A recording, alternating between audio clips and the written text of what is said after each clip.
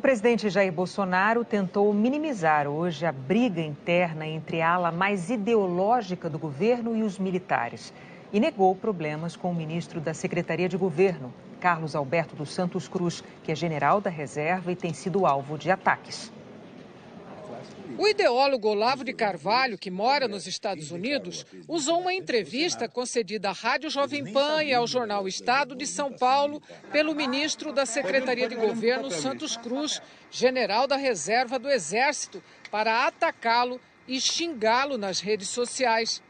Na entrevista, ao ser questionado sobre o uso das redes sociais como instrumento do governo, Santos Cruz respondeu que elas têm que ser usadas com muito cuidado para evitar distorções e que virem arma nas mãos de grupos radicais, sejam eles de uma ponta ou outra.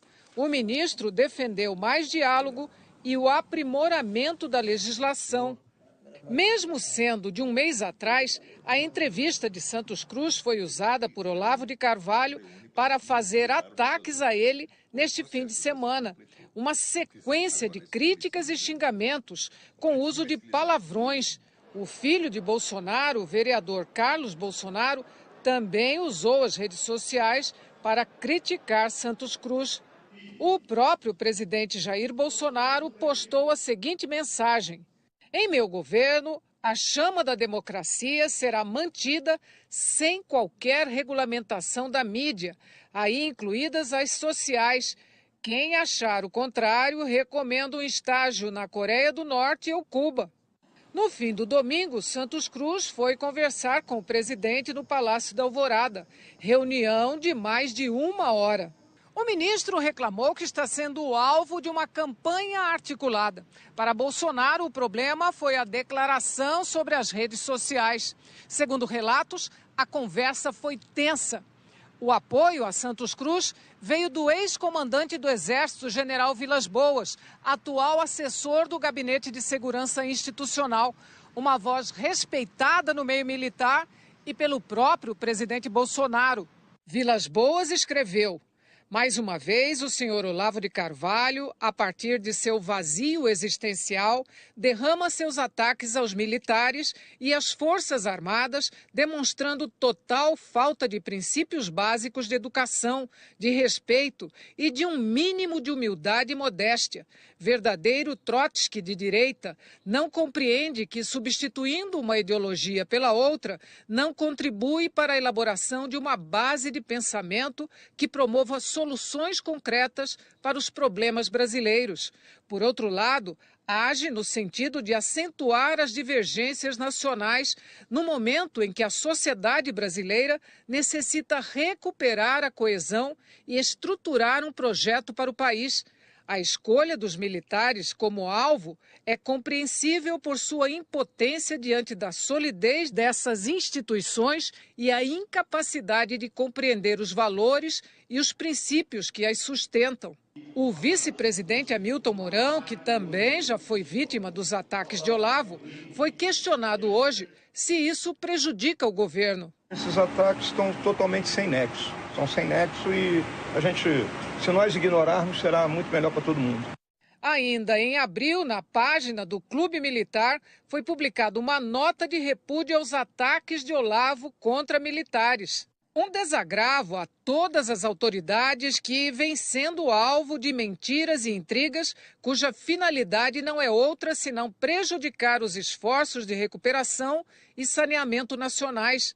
Desagravo também aos militares, atingidos pela incontinência verbal que impune, prospera inexplicavelmente em distintas esferas de poder e de influência no país, buscando, pela intimidação e coação, impor ideias e teses radicais que não se coadunam, em absoluto, com a índole da população brasileira, crédula nos valores militares que ajudaram a eleger o atual governo.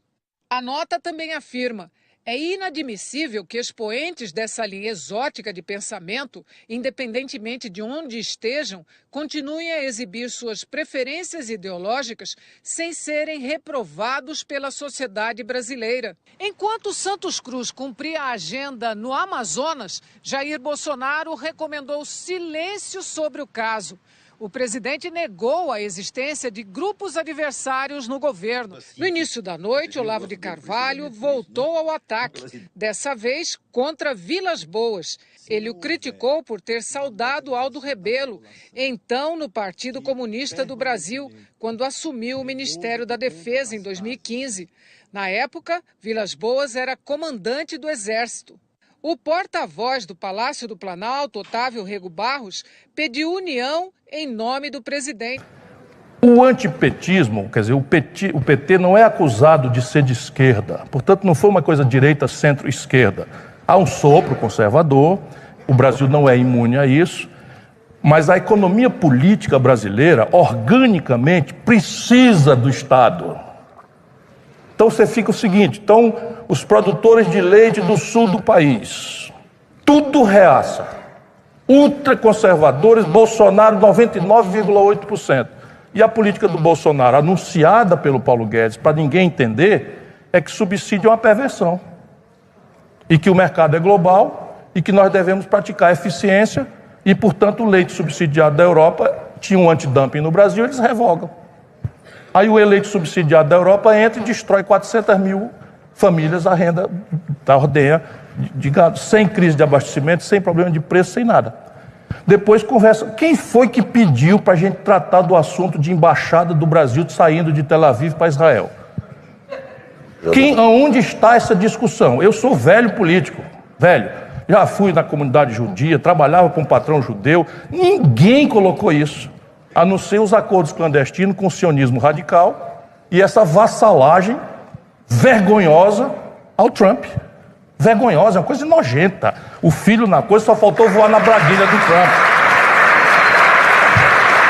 O 02 ou 04, esses 02, 04, são 01, 02, 04, cada qual mais deslumbrado, cada qual tal, mexendo em coisa séria. Perdemos mercado. As exportações do Sul, André, caíram 48%. 48%, e, portanto, os preços caíram 32%. Resultado prático. Hoje, o governo Bolsonaro está simplesmente na antecedência de uma grande confusão. É o que vem por aí. Não é impeachment, não há força organizada para isso, que nós estamos na iminência de uma grande, brutal confusão.